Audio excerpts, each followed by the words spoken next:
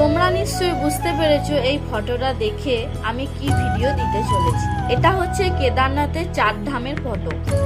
তো আমার মাসি আর মেসো দুজনেই বেড়াতে গিয়েছিল, আরও অনেকেই গিয়েছিল।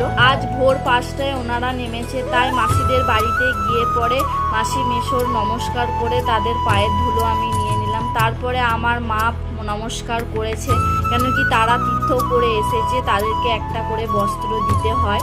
আর এইখানে তোমরা অনেকেই কমেন্ট করে জানতে চাইবে, তার আগেই আমি বলে দিচ্ছি আমার মা এইবারে কেন যেতে পারেনি। যেহেতু কেদারনাথে কিন্তু সবাই যেতে পারে না, ওইখানে অক্সিজেন খুব কম থাকে, ওইখানে প্রচুর ঠান্ডা, বরফে ঢাকা। আর আমার মায়ের যেহেতু শ্বাসকষ্টের প্রবলেম আছে, তার জন্য মা যেতে পারলো না।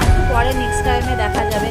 আর এই যে কাপড়টা দেখছো আমার দিদি আমার মায়ের মাথায় ঠেকিয়ে দিচ্ছে, এটা পরে ওইখানে পুজো দিয়েছে, তাই এই কাপড়টা একটা আশীর্বাদ হিসেবে আমাদের পালন করা হয়। আর আমরা আজকে সবাই একসাথে অনেক দিন পর ছিলাম, তাই খুবই এনজয় হলো, খুবই আনন্দ হলো। আর মাসি হরিদ্বার আগে গিয়েছিল, হরিদ্বারের পরে কেদারনাথ গিয়েছিল। আর হরিদ্বারে তো শুধু সোয়েটার শীতের জিনিসই পাওয়া যায়, অন্য কিছু পাওয়া যায় না। তাই আমার মেয়ের জন্য এই সোয়েটারটা নিয়েছে, আর আমার দিদি ওকে পরিয়ে দেখে নিচ্ছে যে কেমন হয়েছে, ওটা ছোট না বড়। তো সাইজটা সব ঠিকই আছে। আর আমার দিদির জন্য এই সোয়েটার চুড়িদারটা নিয়ে এসেছে, পুরো ম্যাচ হয়ে গেছে, খুব সুন্দর হয়েছে চুড়িদারটা। আর আমার জন্য কিন্তু সেম এনেছে, শুধু কালারটা আলাদা। যেহেতু আমি একটু ফর্সা আছি, তাই এই কালারটা আমার গায়ে ম্যাচ হবে। আর মা আর মাসিদের জন্য শাল নিয়ে এসেছে, শালগুলোও খুব সুন্দর, অনেকগুলোই শাল নিয়ে এসেছে।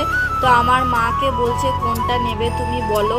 তো মায়ের একটা তুতে কালার শাল আছে, তার জন্য মাকে বললাম অরেঞ্জটা নিতে।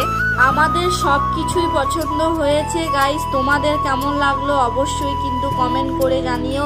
আর এই যে মাসি আমাদের গিয়েছিল, এই মাসিও কিন্তু আমার মায়ের জন্য ঘরে রাখার একটা ঠাকুর নিয়ে এসেছে। তো গাইস টাটা।